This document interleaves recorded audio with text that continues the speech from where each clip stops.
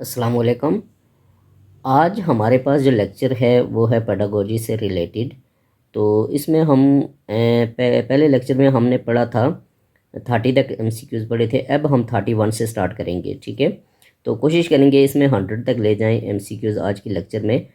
तो first MCQs हमारे पास 31 कहता है which is not the types of teleconferencing. A है ऑडियो टेली कॉन्फ्रेंसिंग, बी है वीडियो टेली कॉन्फ्रेंसिंग, या आपके पास सी है, या आपके पास सी है टीवी टेली कॉन्फ्रेंसिंग, या डी है आपके पास कंप्यूटर टेली कॉन्फ्रेंसिंग। ठीक है, तो ये देखिए इसमें आपके पास आ जाएगा सी ऑप्शन आएगा, ठीक है। यानी कि टीवी टेली कॉन्फ्रेंसिंग नहीं है, बाकी कंप्यूटर टेली कॉन्फ्रेंसिंग है और बाकी जो दो ऑप्शन हैं वो हैं, लेकिन टीवी सी जो है ये टेली कॉन्फ्रेंसिंग नहीं है, तो इसका ऑप्शन सी आएगा, ठीक है। ये आंसर है। नेक्स्ट आपके पास है 32, कहते हैं which one is accountable in cooperative learning.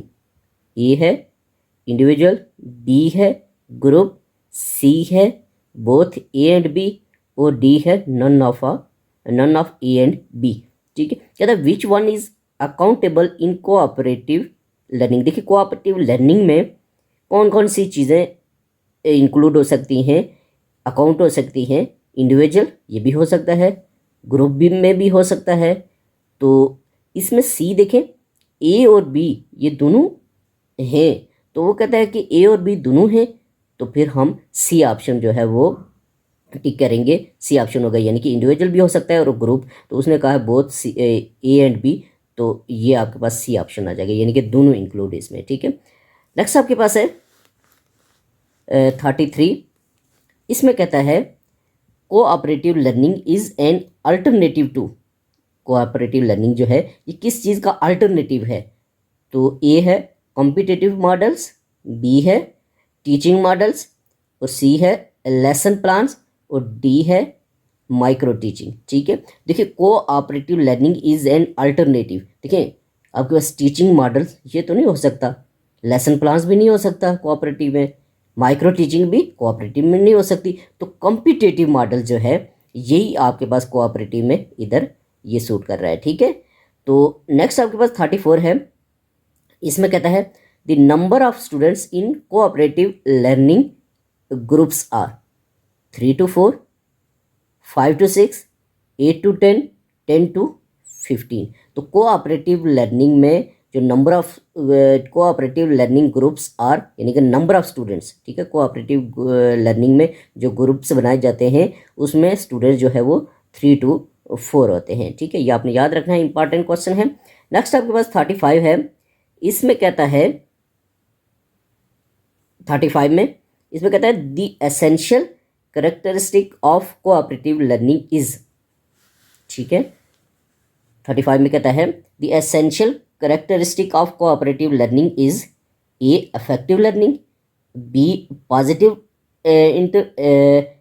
Interdependence, C है कोऑपरेशन, डी है डिवीजन ऑफ लेबर। तो देखें क्या कहता है the essential characteristic of cooperative learning. तो ये देखिए इफेक्टिव लर्निंग ये भी तो नहीं इसमें सूट कर रहा है, ठीक है। पॉजिटिव इंटरडिपेंडेंस, देखिए ये ज़्यादा इसके करीब तरीन है, ये ज़्यादा इसका पॉजिटिव इंटरडिपेंडेंस जो है वो कोऑपरेटिव के लिए बेस्ट है, ठीक है। नेक्स्ट आपके पास है ये 36, इसमें कहता है the students like to spend the most of the time with teachers, parents, relatives या पीयर्स। देखिए जो स्टूडेंट्स होते हैं तो उनकी क्या कोशिश होती है कि ज़्यादा से ज़्यादा टाइम किसके साथ, अपने दोस्तों के साथ, अपने फेलोज़ के साथ गुजारें, ठीक है। पेरेंट्स के टीचर्स के साथ भी नहीं गुजारना चाहते, वो पेरेंट्स के भी साथ वो इतने खुश नहीं होते, रिलेटिव्स कोई हैं उनके साथ भी खुश नहीं होते, बच्चे जो है बच्चों के साथ ही, स्टूडेंट जो है वो स्टूडेंट्स के साथ ही, या अपने जो कोलीग्स हैं उनके साथ ही ज़्यादा टाइम गुजारने के लिए वो खुश होते हैं।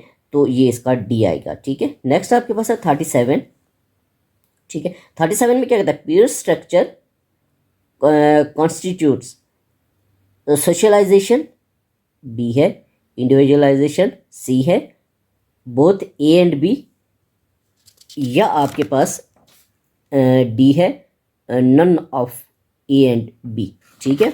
तो ये देखिए पीयर्स कल्चर कॉन्स्टिट्यूट्स, ये इसका बस जो है वो सोशलाइजेशन, यानी कि पीयर्स कल्चर जो है वो सोशलाइजेशन को वो ज़्यादा प्रेफर करते हैं। ठीक है, तो इसका ए आ जाएगा, ये मैं आपका बताता भी हूँ, इसका ये इसका ए आ जाएगा आपके पास। ठीक है, ये ए। नेक्स्ट आपके पास है 38, कहता है 38 में विच is not the advantage of team teaching, better utilization of resources, B better planning, C better use of teaching techniques, या डी है better financial benefits of teachers. देखिए कहता है which is not the advantage of teaching. देखिए team teaching में क्या होता है, कहता है बेटर यूटिलाइजेशन ऑफ रिसोर्सेज, ये भी नहीं हो सकता, बेटर प्लानिंग ये भी नहीं हो सकता, better use of teaching techniques ये भी नहीं हो सकता, better financial benefits of teachers, ये इसके लिए सूट कर रहा है। ठीक है ना, नॉट द एडवांटेज, कहता है नॉट द एडवांटेज, ये नहीं कह रहा कि एडवांटेज, बल्कि कहता है इज नॉट द एडवांटेज, तो ये आपके लिए better financial benefits of teachers. ठीक है, तो नेक्स्ट आपके पास है 39, इसमें कहता है the hypothesis underlying team teaching is teachers feel bore while working alone, B है आपके पास है teachers are not competent, C है आपके पास है the best teachers in schools are shared by more students, या D the single teacher can not control the class. ठीक है, कहता the hypothesis underlying team teaching. ठीक है, तो इसमें आपके पास जो बस इनमें से आ रहा है वो ये है the best teachers in schools are shared by more students. ठीक है, तो ये यानी कि आपके स्कूल में जो बस टीचर होगा, ये अच्छा टीचर होगा, ये ज़्यादा कॉम्पिटेंट होगा, तो वो ज़्यादा से ज़्यादा स्टूडेंट्स के साथ शेयर हो जाता है। ठीक है ना, तो उससे बच्चों की हेल्प होती है, बच्चों को अंडरस्टैंडिंग में हेल्प होती है, तो इसलिए टीम टीचिंग में ये सी जो है the best teachers in schools are shared by more student, ये सूटेबल है। ठीक है, नेक्स्ट 40 है आपके पास, 40 की तरफ हम मूव करेंगे। 40 देखेंगे हम, देखिए 40 में क्या कहता है, 40 में कहता है CAI स्टैंड्स फॉर, ये कि किसका अब्रीविएशन है, computer analyse instruction, computer assisted instruction, computer assisted interview, या कंप्यूटर एनालाइज इंटरव्यू। तो देखिए CAI जो है वो आपको पता है कि ये बी आपके कंप्यूटर असिस्टेड इंस्ट्रक्शन का अब्रीविएशन है। ठीक है, अक्सर पेपर में ये आते रहते हैं ये MCQs, और ये भी आता रहता है।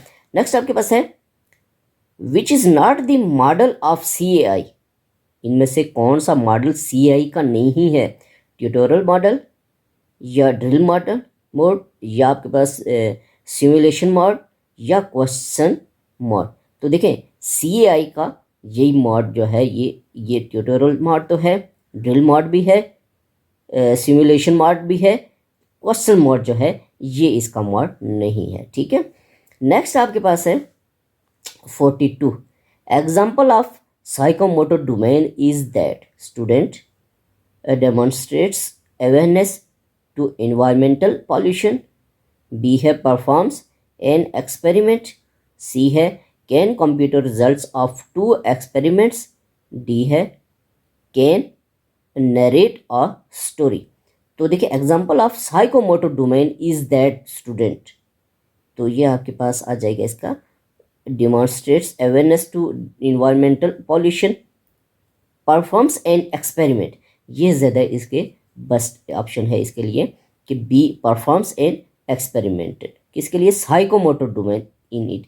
देखें आपके पास ये होती है ना ये कॉग्निटिव डोमेन होती है, फिर आपके पास अफेक्टिव डोमेन होती है, तो तीसरी साइकोमोटर, तो साइकोमोटर के लिए वो पूछ रहा है, तो साइकोमोटर जो है वो परफॉर्म्स एंड एक्सपेरिमेंट, जब एक्सपेरिमेंट्स के साथ स्टूडेंट परफॉर्म करते हैं तो वो साइकोमोटर्स डोमेन्स का मुजाहरा कर रहे होते हैं। ठीक है, मेंटल जो ये जो कॉग्निटिव होते हैं उसका रिलेटेड टू मेंटल होती है, तो ये साइकोमोटर जो है ये परफॉर्म्स एंड एक्सपेरिमेंट जो है इसका सूट करता है। नेक्स्ट आपके पास है 43, तो 43 में कहता है ability to develop a life style based upon the preferred value system is responding A, B valuing, C organizing, या आपके पास इसका डी ऑप्शन है करेक्टराइजिंग, ठीक है। तो इसमें हमारे पास जो है इसका ऑप्शन करेक्टराइजिंग ही आएगा, ठीक है। नेक्स्ट आपके पास है 44, इसमें कहता है example of cognitive domain is describe a topic, develop an X-ray film, type a letter, take responsibility for tools। तो देखिए डिस्क्राइब अ टॉपिक, ठीक है, एग्जाम्पल ऑफ कॉग्निटिव। देखिए कॉग्निटिव डोमेन जो है इसका जो लिंक होता है वो मेंटल के साथ होता है, तो ये इसके लिए ये बस्ट है, ये डिस्क्राइब अ टॉपिक, ठीक है। नेक्स्ट आपके पास है 45। देखिए 45 में क्या कहता है, 45 में आपके पास कहता है at the highest level of hierarchy is understanding, application, evaluation, analysis। ये आपने याद रखना है कि highest level of hierarchy is ये इवेल्युएशन होता है, ठीक है, वेरी इंपॉर्टेंट। नेक्स्ट आपके पास है 46, इसमें कहता है student can design a laboratory according to certain specification in which category of objective. A है एनालिसिस, बी है सिंथेसिस, सी है इवैल्यूएशन या डी है नॉलेज, ठीक है। तो student can design a laboratory according to certain specification, laboratory तो ये सिंथेसिस ही होगा, ठीक है ना, ये सिंथेसिस की कैटेगरी में आता है ऑब्जेक्टिव, ठीक है। नेक्स्ट आपके पास है 47।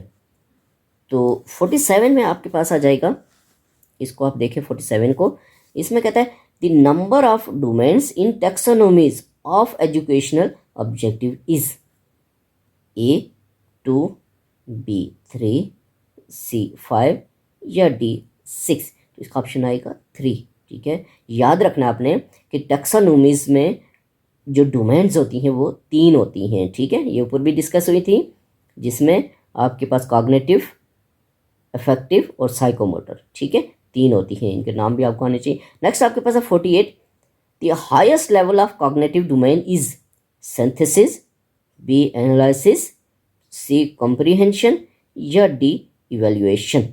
तो highest level of cognitive domain, तो ये इवैल्यूएशन ही होगा। कॉग्निटिव डोमेन में जो हाईएस्ट लेवल है वो इवैल्यूएशन का होता है, ठीक है, इवैल्यूएशन ही होती है, ठीक है।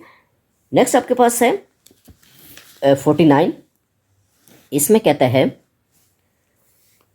The process of determining the value और worth of anything is A test, B measurement, C assessment या डी इवैल्यूएशन। तो देखिए the process of determining the value और वर्थ, वैल्यू और वर्थ का जहाँ पे भी आपके पास लफ्ज़ आएगा किसी भी चीज़ का, तो उसका तल्लुक जो होता है वो इवैल्यूएशन के साथ होता है, ठीक है। किसी चीज़ की वैल्यू और वर्थ मालूम करने के लिए, उसको डिटरमिन करने के लिए किसी भी चीज़ की, तो वो इवैल्यूएट किया जाता है उसको, ठीक है, इसका इवैल्यूएशन आएगा, ठीक है। अब हम मूव करेंगे अपने क्वेश्चन नंबर 50 की तरफ, ओके। 50 क्वेश्चन नंबर 50 है, इसमें देखिए क्या कहता है, educational objectives have been divide into A 2 domains, B 3 domains, C 4 domains या डी 5 डोमेन्स। तो आपके पास आ जाए educational objectives have been divide into, आपके पास ये 3 डोमेन्स, ऊपर भी जिक्र हुआ है इसके साथ इसका, तो ये 3 डोमेन्स आएंगी, ठीक है, 3 आएंगी। नेक्स्ट आपके पास 51 है, taxonomy of educational objectives was presented in 1946, 1956, 1966, 1976। तो आपके पास इसका ऑप्शन आएगा 1950। याद रखना है कि taxonomy of educational objectives was presented, कब प्रेजेंट हुए, कब इनको प्रेजेंट किया गया, 1956 में, 1956 में, ठीक है, बी आएगा इसका ऑप्शन। तो नेक्स्ट आपके पास है 52, ठीक है। तो 52 में देखिए क्या कहते हैं, the classification of cognitive domain was presented by, classification of cognitive domain को किसने प्रेजेंट किया था, कौन सा वो साइंटिस्ट था। तो इसमें कहता है बेंजामिन ब्लूम्स या स्किनर या कर्थवाल या सिम्पसन। तो ये याद रखना है कि कॉग्निटिव डोमेन को प्रेजेंट किया था बेंजामिन एस ब्लूम्स ने, ठीक है, याद रखना है, ब्लूम्स टैक्सोनॉमी का नाम आपने सुना है। नेक्स्ट आपके पास है 53, कॉग्निटिव डोमेन हैव 3 सब ग्रुप्स, 4 सब ग्रुप्स, 5 सब ग्रुप्स, 6 सब ग्रुप्स। तो ये कॉग्निटिव डोमेन जो है इसके आगे 6 सब ग्रुप्स होंगे हैं, ठीक है। तो वो अभी इतना ज़्यादा लंबा टाइम नहीं है कि मैं उनको डिस्कस करूं। तो कॉग्निटिव डोमेन हैव 6 सब ग्रुप्स, ठीक है। तो पीएससी की तैयारी के लिए, एनटीएस की, आपको इनके ग्रुप्स की नंबरिंग आनी चाहिए, कितने ग्रुप्स होते हैं, ठीक है। 6 ग्रुप्स होते हैं, ठीक है। नेक्स्ट आपके पास है 54। इसमें कहता है the lowest level of learning in cognitive domain is comprehension, B application, C knowledge, या डी सिंथेसिस, ठीक है। देखिए याद रखना है कि lower level of learning in cognitive domain is knowledge, और हाईएस्ट मैंने आपको बताया था इवेल्युएशन, ठीक है। तो इसका lower level of learning in cognitive domain is knowledge. Next आपके पास है 55। इसमें कहता है the highest level of learning in cognitive domain, वो भी आ गया, ए evaluation, B synthesis, C analysis, और डी एप्लीकेशन। तो मैंने आपको ऊपर भी बता दिया था कि highest level of learning in cognitive domain evaluation, और लोअर जो है वो नॉलेज है। नेक्स्ट 56 है। 56 में कहता है दी राइट सीक्वेंस ऑफ सब ग्रुप्स कॉग्निटिव डोमेन इज, ठीक है, knowledge, comprehension, application, synthesis, analysis, या इवेल्युएशन। ये जो हमने ऊपर पढ़ा था ना कि कॉग्निटिव डोमेन हैव डैश, यानी कि उसके सब ग्रुप्स कौन से होते हैं, तो 6 सब ग्रुप्स होते हैं। अब वो उनकी सीक्वेंस पूछता है, तो यही 6 सब ग्रुप्स है जो अभी हम पढ़ेंगे। लेकिन वो कहता है सीक्वेंस बताएं इनका कि पहला कौन सा, दूसरा, तीसरा। तो ये कौन सा ऑप्शन आएगा, इसको हम आगे वाले पढ़ के, तो लेकिन ये सब 6 सब ग्रुप्स होते हैं कॉग्निटिव डोमेन के, ठीक है। तो नेक्स्ट आपके पास है, इसमें कहता है, नेक्स्ट में ये बी इसका ऑप्शन है। उसमें कहता है ये B knowledge, comprehension, application, evaluation, analysis, synthesis. C है knowledge, comprehension, evaluation, application, analysis, synthesis, या D knowledge, comprehension, application, analysis, synthesis, या इवेल्युएशन। तो ये याद रखना है कि कॉग्निटिव डोमेन के जो सब ग्रुप्स होते हैं उनमें सबसे पहले नॉलेज आता है, फिर कॉम्प्रीहेंशन है, फिर एप्लीकेशन है, फिर एनालिसिस है, फिर सिंथेसिस है, फिर इवेल्युएशन है। ये क्यों है, इसके ऊपर ये लंबी बहस है, वो मैं डिस्कस करूँगा तो बहुत ज़्यादा टाइम ज़ाया होगा। तो ये सीक्वेंस आपने याद रखना है, यानी कि नॉलेज, कॉम्प्रीहेंशन, एप्लीकेशन, एनालिसिस, और सिंथेसिस, और इवेल्युएशन। नेक्स्ट आपके पास है 57, ठीक है। तो 57 को हम पढ़ेंगे। इसमें कहता है नोइंग या memorizing and recalling is concern with A comprehension, B application, C knowledge, या डी इवेल्युएशन। याद रखना है कि नोइंग या मेमोराइजिंग का जब भी लफ्ज़ आएगा, या recalling and recalling is concern with, इन तीनों चीज़ों का कॉन्सेप्ट जो होता है वो नॉलेज के साथ होता है, ठीक है। इसका कॉम्प्रीहेंशन के साथ नहीं हो सकता, ना एप्लीकेशन के साथ हो सकता है, ना इवेल्युएशन के साथ होता है। इसका तल्लुक जो है वो नॉलेज के साथ ही हो सकता है, ठीक है। नेक्स्ट आपके पास है 58। The grass the meaning of the material is, to grasp the meaning of the material is comprehension, B application, C knowledge, या D synthesis। तो आपके पास the grasp the meaning of the material, ये आपके पास कौन सा है, ये comprehension ही है, ठीक है। नेक्स्ट आपके पास है 59। तो 59 में आपके पास है to use previous learned material in new situation is comprehension, application, knowledge, या एनालिसिस। याद रखना है कि जब आप प्रीवियस लर्न को, ठीक है, प्रीवियस चीज़ को, प्रीवियस जो आपने लर्न है मटेरियल जो है, इन न्यू सिचुएशन, जब न्यू सिचुएशन में इसको यूज़ करेंगे या इस्तेमाल करेंगे तो उसको आप कहेंगे कि ये एप्लीकेशन है, वो एप्लीकेशन होती है, ठीक है। तो नेक्स्ट आपके पास है 60। To break down material into component parts to know its organizational structure is A comprehension, B application, C analysis, या D synthesis। याद रखना है कि जब भी ब्रेक डाउन होगा, ब्रेक डाउन का जो मटेरियल जो है वो ब्रेक डाउन होगा इनटू कंपोनेंट्स या पार्ट्स, ठीक है। तो वो आपके पास किस में होता है, ये वो एनालिसिस में होता है, ठीक है। तो नेक्स्ट आपके पास है 61। 61 में कहता है 61 में कहता है to put ideas together to form a new whole is A evaluation, B synthesis, C analysis या डी एप्लीकेशन। तो आपके पास कहता है to put ideas together to form a new whole, तो वो आपके पास सिंथेसिस में आ सकता है। ठीक है, तो ये जो चीज़ें आती हैं इनके ऊपर ब्रीफली अगर मैं आपको वो लेक्चर दूंगा तो लंबा हो जाएगा, इसलिए शॉर्ट बता रहा हूँ। नेक्स्ट आपके पास है 62, टू नो दी वर्थ और वैल्यू ऑफ मटेरियल इज। ये आपको पता होना चाहिए, ऊपर भी बताया था। ए analysis, B application, C knowledge या आपके पास डी है इवेल्युएशन। ठीक है, या डी आपके पास है इवेल्युएशन। तो मैंने आपको ऊपर भी बताया था कि जब वर्थ और वैल्यू का नाम जिक्र आए तो वो उसका जो लिंक होता है वो इवेल्युएशन के साथ होता है। ठीक है, इवेल्युएशन एवेल्युएट करते हैं तो तब। नेक्स्ट आपके पास है 63, the intellectual skills are reflected by A cognitive domain, B affective domain या सी साइकोमोटर या नन ऑफ अबव। देखें इंटेलेक्चुअल स्किल्स ये डायरेक्ट रिफ्लेक्ट करती हैं किसको, कॉग्निटिव डोमेन को। ठीक है, क्योंकि कॉग्निटिव डोमेन जो है उसका लिंक होता है मेंटल के साथ। ठीक है, याद रखना आपने। नेक्स्ट आपके पास है 64 में कहता है attitudes, values and interest are reflected by cognitive domain, affective domain, psychomotor domain, none of the above. तो एटीट्यूड्स या वैल्यूज जो हैं उनका लिंक होता है अफेक्टिव डोमेन के साथ। ठीक है, तो नेक्स्ट आपके पास 65 है, which domain is concept with physical and motor skills.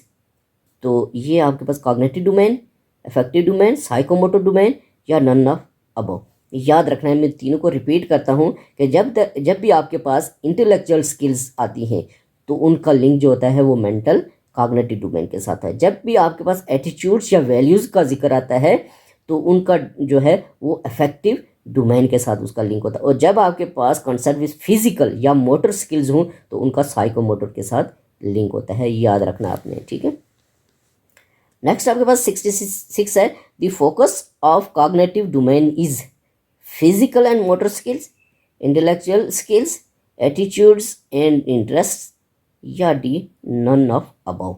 ठीक है, देखिए फोकस ऑफ कॉग्निटिव डोमेन, तो ये मैंने ऊपर बताया था आपको कि इंटेलेक्चुअल स्किल्स जो हैं उनका जो है वो लिंक है कॉग्निटिव डोमेन के साथ। ठीक है, कॉग्निटिव डोमेन जो है वो फोकस करती है इंटेलेक्चुअल स्किल्स के साथ। ठीक है, नेक्स्ट आपके पास है 67, इसमें कहता है the affective domain was classified by Benjamin S Blooms, B Simpson, C Krathwohl, B D जो है बर्नर। क्या कहता है, the affective domain was classified by. Affective domain जो है इसकी क्लासिफिकेशन की है किसने, ये आपको ये पता होना चाहिए, क्राथवॉल था। ठीक है, ये क्राथवॉल, इसने इसकी अफेक्टिव डोमेन की क्लासिफिकेशन की है। याद रखना इसका साइंटिस्ट का नाम। नेक्स्ट आपके पास 68 में क्या कहता है, इसमें कहता है affective domain is divided into 4 sub groups, 5 सब ग्रुप्स, 6 सब ग्रुप्स या डी जो है 7 सब ग्रुप्स। याद रखना है affective domain is divided into, ये 5 सब ग्रुप्स में डिवाइड होती है। ठीक है, जैसे आपके पास कॉग्निटिव डोमेन जो वह 6 सब ग्रुप्स में 6 सब ग्रुप्स थे उसके, तो अफेक्टिव डोमेन के 5 सब ग्रुप्स हैं। ये याद रखना है, नंबरिंग याद रख लें कितना है, पीएससी में यही आपको ये बेटर होगा, सिर्फ नंबरिंग याद रख लें। ठीक है, बेशक नाम ना भी हो तो पीएससी की अगर आपने तैयारी करनी है तो ये बेस्ट है। नेक्स्ट आपके पास है 69, the lowest level of learning in affective domain is responding, A, B valuing, C attending या डी ऑर्गेनाइजिंग। ठीक है, देखिए कॉग्निटिव डोमेन में जो लोएस्ट लेवल था वो नॉलेज था और हाईएस्ट जो है था वो इवैल्यूएशन था। अब इसके अपने होंगे अलग। ठीक है, तो अफेक्टिव डोमेन जो है इसका लोएस्ट लेवल आपने याद रखना है, ये अटेंडिंग होगा। ठीक है, अटेंडिंग होगा lowest level, which is placed at the highest level of learning in affective domain, A attending, B responding, C organizing या डी करेक्टराइजेशन। याद रखना आपने कि अफेक्टिव डोमेन में जो लोएस्ट लेवल होगा वो आपके पास अटेंडिंग होगा और जो हाईएस्ट होता है वो आपने याद रखना है, वो करेक्टराइजेशन होता है। ठीक है, किसमें? अफेक्टिव डोमेन में। तो कॉग्निटिव में लोएस्ट नॉलेज और हाईएस्ट इवैल्यूएशन, अफेक्टिव में लोएस्ट आपके पास अटेंडिंग और हाईएस्ट जो है वो करेक्टराइजेशन। ठीक है, नेक्स्ट हम मूव करेंगे, हमारे पास MCQ 71, राइट ऑर्डर ऑफ सब groups of affective domain. Affective domain के भी ग्रुप्स आगे हैं, सब ग्रुप्स जो हमने पढ़े थे ऊपर के 5 ग्रुप्स हैं। ठीक है, तो वो कहता है कि इनका ऑर्डर क्या है, यानी कि पहले कौन सा है, फिर दूसरा कौन सा है, तीसरा कौन सा है, चौथा पांचवा कौन सा है। ये तो ए है अटेंडिंग, रिस्पॉन्डिंग, वैल्यूइंग, करेक्टराइजेशन या ऑर्गेनाइजिंग, या बी आपके पास अटेंडिंग, रिस्पॉन्डिंग, करेक्टराइजेशन, वैल्यूइंग या फिर ऑर्गेनाइजेशन। सी है attending, valuing, responding, organization, characterization. D है attending, responding, valuing, organization, characterization. ठीक है, यानी कि आपके पास ये जो अफेक्टिव डोमेन थी, इसकी 3 चीज़ें मैं आपको दोबारा रिपीट कर देता हूँ कि इसका लोएस्ट लेवल जो है वो आपके पास अटेंडिंग है, इसका हाईएस्ट जो लेवल है वो आपके पास करेक्टराइजेशन है, और इसके सब ग्रुप्स जो हैं अफेक्टिव डोमेन के वो 5 होते हैं, और उनका जो सीक्वेंस है वो है अटेंडिंग, रिस्पॉन्डिंग, वैल्यूइंग, ऑर्गेनाइजेशन और करेक्टराइजेशन। ये आपने याद रखना है कि इसका ये सीक्वेंस होता है। अक्सर पेपर में ये MCQs आ जाते हैं, मैं आपको बार बार बता रहा हूँ, ये बहुत इंपॉर्टेंट MCQs है। नेक्स्ट आपके पास 72 है, willingness to attend to particular phenomenon is A attending या receiving, B responding, C valuing, D organization. Willingness to attend to particular phenomenon is, देखिए रिस्पॉन्डिंग नहीं इसका बेहतर हो सकता, वैल्यूइंग भी नहीं, ऑर्गेनाइज, तो अटेंडिंग जो है ये willingness to attend to particular phenomenon is, ये जो है इसके लिए बेस्ट ऑप्शन है। नेक्स्ट आपके पास है 73। ठीक है, 73 में कहता है विच सब group of affective domain focuses on active participation in attending, responding, valuing, या आपके पास डी है ऑर्गेनाइजेशन। तो देखिए रिस्पॉन्डिंग, ठीक है, रिस्पॉन्डिंग जो है ये फोकस करता है एक्टिव पार्टिसिपेशन। ठीक है, किसमें? Affective domain focuses on, affective domain जो है वो फोकस करता है on active participation in responding. ठीक है, किसके ऊपर? रिस्पॉन्डिंग के ऊपर। ठीक है, याद रखना। नेक्स्ट आपके पास है 74, इसमें कहता है bringing together different values into a consistent value system is, A है अटेंडिंग या रिसीविंग, बी है रिस्पॉन्डिंग, सी है वैल्यूइंग, या डी है ऑर्गेनाइजेशन। ये आपके पास ऑर्गेनाइजेशन इसका आएगा ब्रिंगिंग टूगेदर डिफरेंट वैल्यूज। देखिए जब टूगेदर होगा, ठीक है, डिफरेंट वैल्यूज को, तो वो ऑर्गेनाइजेशन ही बनेगी। ठीक है, तो नेक्स्ट आपके पास है 75, affective domain focuses on adaptation adoption of a value system as a part of lifestyle in a responding, या आपके पास इसका बी ऑप्शन है, इसको हम देखते हैं, या आपके पास इसका बी ऑप्शन है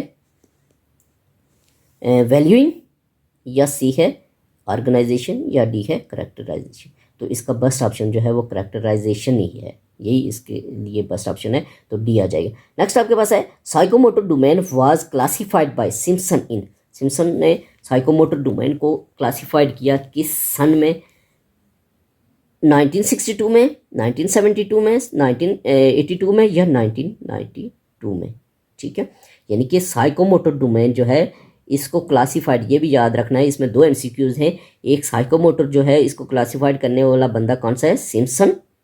ठीक है, और सिम्पसन, और इसने कब की इसको क्लासिफिकेशन? 1972। ये याद रखना है, ये 2 चीज़ें कि साइकोमोटर का जो लिंक है वो सिम्पसन ने क्लासिफाई किया, और ये कब? 1972 में।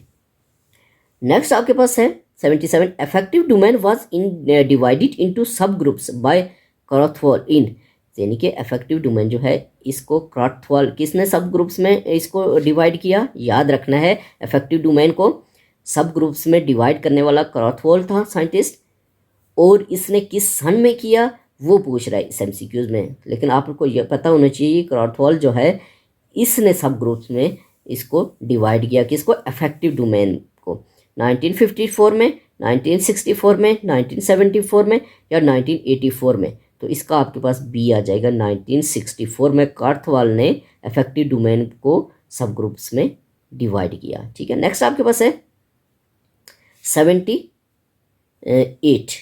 ठीक है, अब हम 78 पढ़ेंगे। तो 78 में कहता है psychomotor domain was divided by Simpson in 4 sub groups, 5 सब ग्रुप्स, 6 सब ग्रुप्स या 7 सब ग्रुप्स। याद रखना है कि आपके पास कॉग्निटिव डोमेन जो है उसके सब ग्रुप्स 6 होते हैं और अफेक्टिव डोमेन के सब ग्रुप्स 5 होते हैं, ऊपर हमने पढ़े हैं। और जो आपके पास साइकोमोटर डोमेन है उसको जो क्रॉथवॉल था उसने psychomotor domain was divided by Simpson जो था उसने 7 सब ग्रुप्स में इसको क्या किया, डिवाइड किया। ठीक है ना, सिम्पसन था साइकोमोटर डोमेन को सब ग्रुप्स में डिवाइड करने वाला, और कितने में किया इसने, 7 सब ग्रुप्स में। ठीक है, यह आगे आएंगे आपको बताऊंगा कि कौन से हैं। ठीक है, नेक्स्ट आपके पास है the characteristic of behavioural objective is observable and immeasurable, non observable या सी ऑब्जर्वेबल एंड मेजरेबल या डी आपके पास है नॉन ऑफ अबव। तो देखिए करेक्टरिस्टिक ऑफ बिहेवियर, तो ये आपके पास ऑब्जर्वेबल और मेजरेबल है। ठीक है, ये याद रखना। ऑब्जेक्टिव जो है करेक्टरिस्टिक ऑफ बिहेवियरल ऑब्जेक्टिव, ये आपके पास ऑब्जर्वेबल, ऑब्जर्व इसको किया जाता है, मेजर किया जा सकता है। ठीक है, नेक्स्ट आपके पास है 80।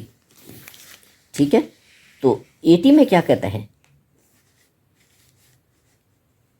80 में कहता है द राइट सीक्वेंस ऑफ सब groups of psychomotor domain is. ठीक है, साइकोमोटर डोमेन के बारे में हम पढ़ रहे हैं। तो साइकोमोटर डोमेन जो है ये इसको सब ग्रुप्स में डिवाइड किया किसने, सिम्पसन ने, याद रखना है। ठीक है, और कितने ग्रुप्स में इसने इसको डिवाइड किया, 7 सब ग्रुप्स में। और वो कौन से हैं और उनका सीक्वेंस कौन सा है, पहला कौन सा आता है, दूसरा कौन सा आता है, तीसरा कौन सा आता है, ये अभी हम पढ़ेंगे। तो कहता है कि A perception set guided response mechanism, complex over response या एडाप्टेशन या ऑर्गेनाइजेशन।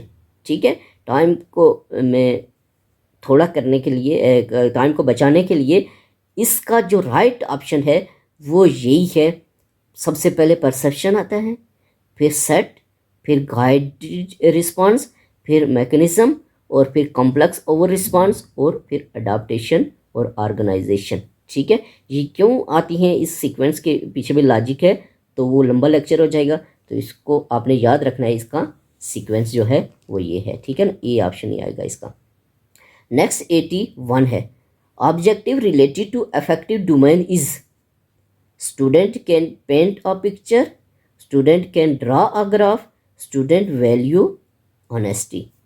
ठीक है, या आपके पास इसका डी है student can write a letter.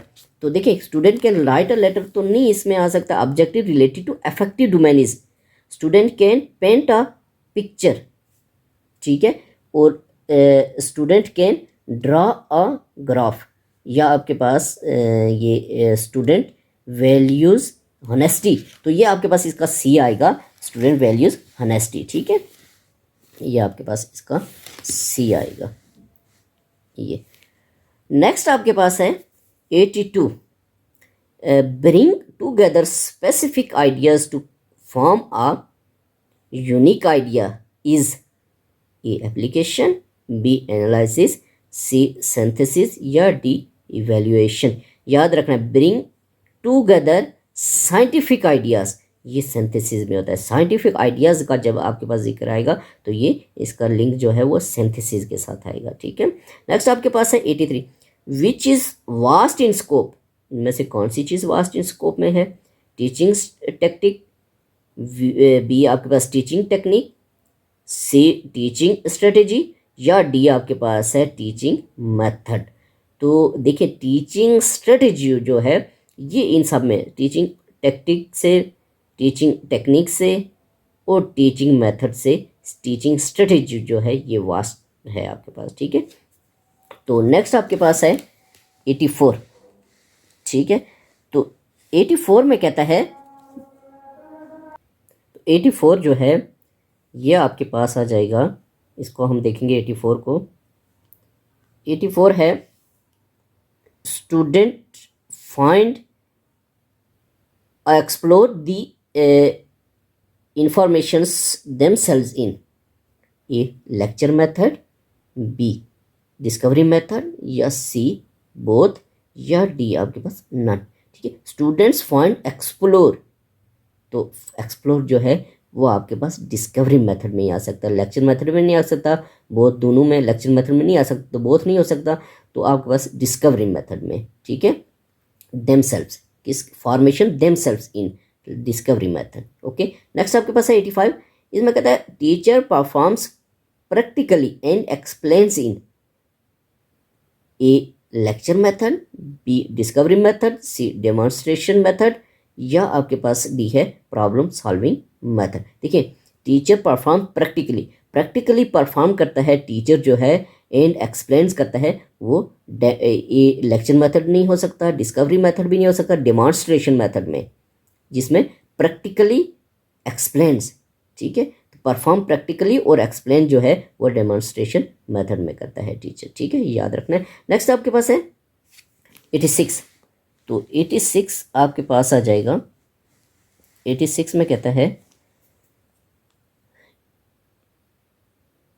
Role of student is active in, student का रोल जो है वो कौन से मेथड में एक्टिव होता है, ए डिस्कवरी मेथड में, बी प्रॉब्लम सॉल्व मेथड, सी इंक्वायरी मेथड, या डी ऑल ऑफ बोथ, ठीक है। यानी कहता है स्टूडेंट का जो है एक्टिव रोल वो डिस्कवर मेथड में है, प्रॉब्लम सॉल्व मेथड में है, इंक्वायरी मेथड में, या ऑल ऑफ दी अबव। तो ये सारे में, डिस्कवरी में भी है, प्रॉब्लम सॉल्विंग में भी है, और इंक्वायरी मेथड में भी है। तो स्टूडेंट का एक्टिव रोल ये तीनों में है, तो इसका ऑल ऑफ दी अबव यानी कि डी आ जाएगा, ठीक है।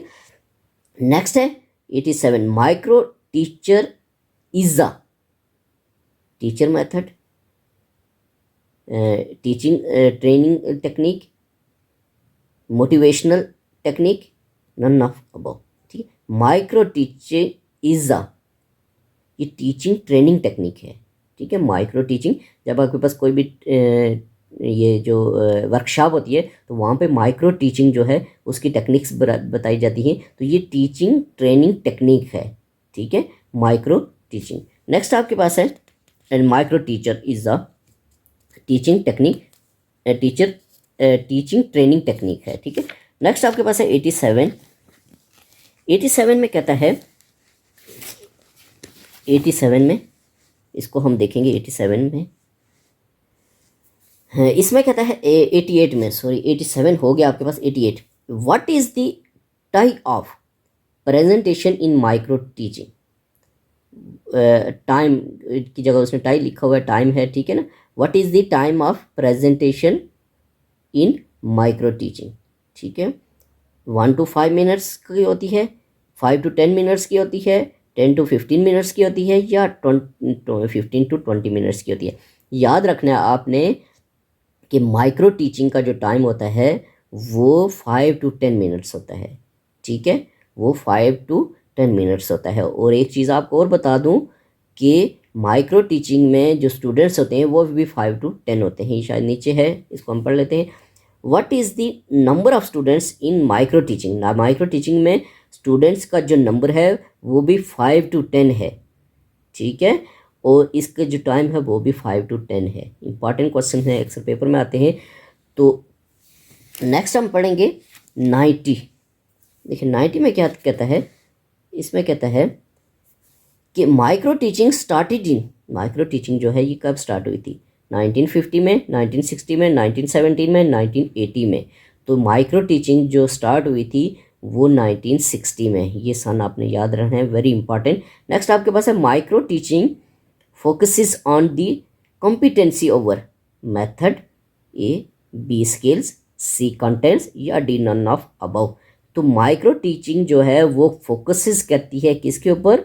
स्किल्स के ऊपर, ठीक है, स्किल्स के ऊपर, मेथड के ऊपर भी नहीं, कंटेंट के ऊपर, नन ऑफ द अबव, बल्कि स्किल जो है, एक्टिविटीज़ जो है, इनके ऊपर जो है वो फोकसेस करती है कि कोई भी बच्चे हैं वो एक्टिविटीज़ स्किल्स के थ्रू सीखेंगे तो उनको वो चीज़ भूलेगी नहीं। तो माइक्रो टीचिंग जो है वो फोकस करती है स्किल्स के ऊपर।